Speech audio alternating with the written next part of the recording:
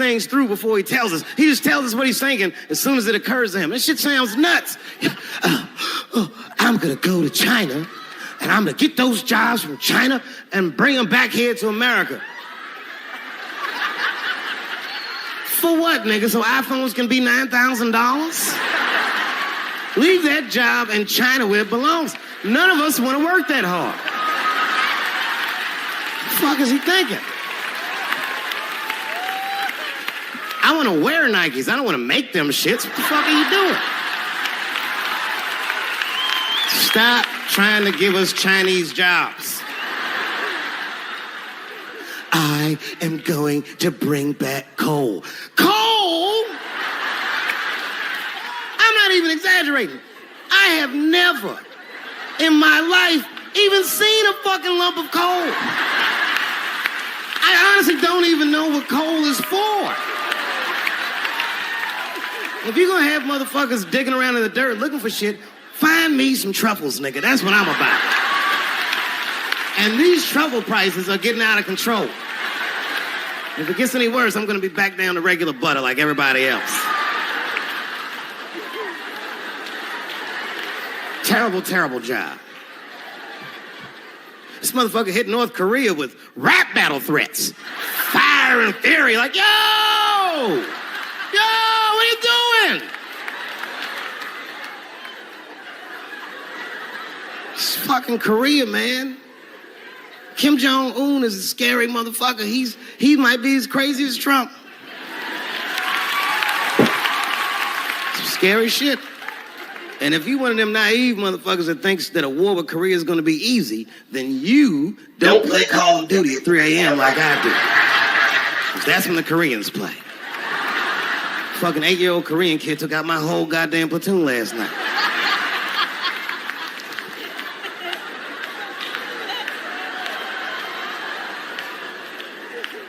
I've never seen somebody in an office so high with the most just basic fucking solutions. Like, you know, we should not let any more Muslims in the country till we can figure out what's going on. Did he just say, figure out what's going on? Who doesn't know how to do basic math? Let's count it out, okay? There's been 17 mass shootings in the United States.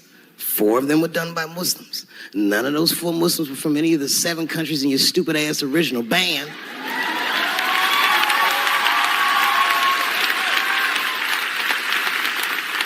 And since he brought it up, the other 13 shootings were done by the Tiki Torch whites.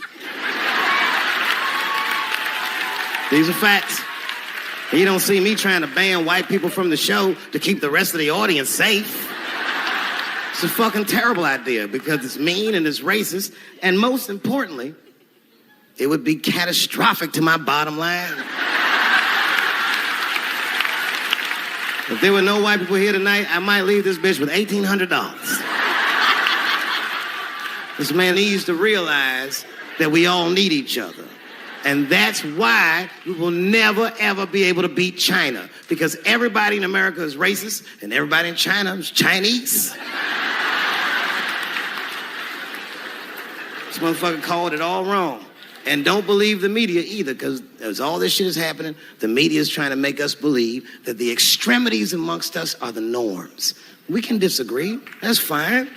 And most of us are keeping a cool head about this shit. You know what I mean?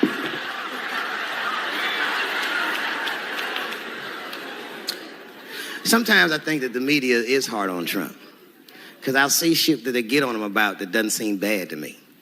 Like a nigga got on Trump about not staying in the White House enough. Who gives a fuck? This motherfucker was rich. Used to shit in a gold toilet.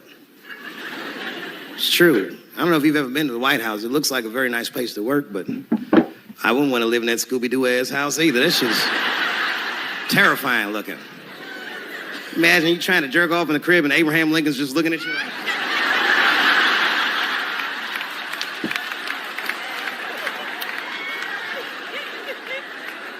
Shit, Bush didn't stay there either. He was rich too. He was like, fuck that, I'm going to my ranch in Texas. Obama was the first motherfucker to move into the White House like, this is a nice place. Look at this rug.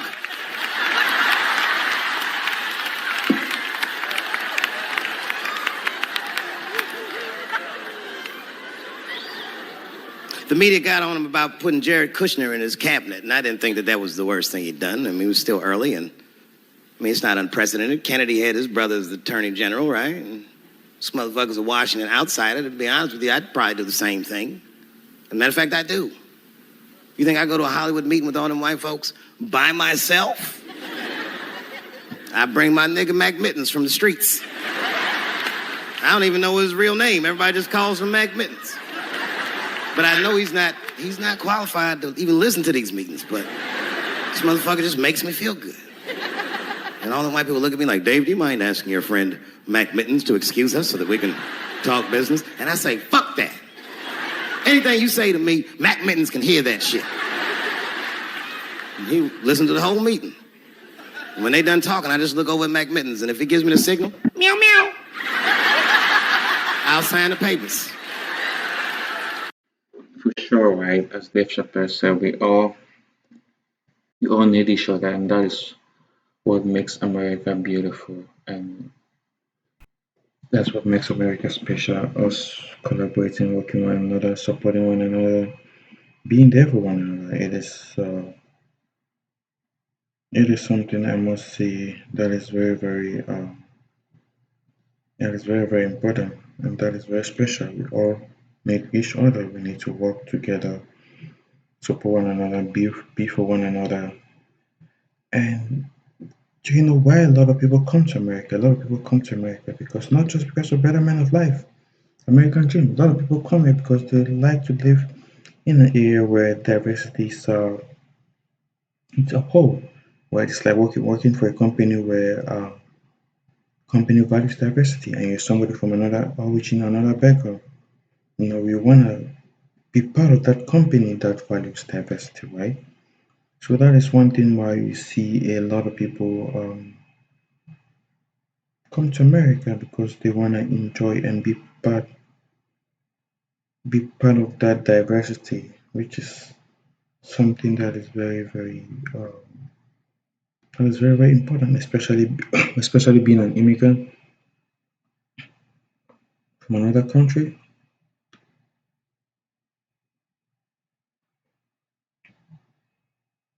It is something very crucial and very important, I must say. So we all need one another. I agree 100% with Dave Chappelle on that part. We all need one another. We need to stand for one another. We need to support one another. We need to see each other grow, each other improve. You know, it's something that is crucial for our development as humans. And individuals too.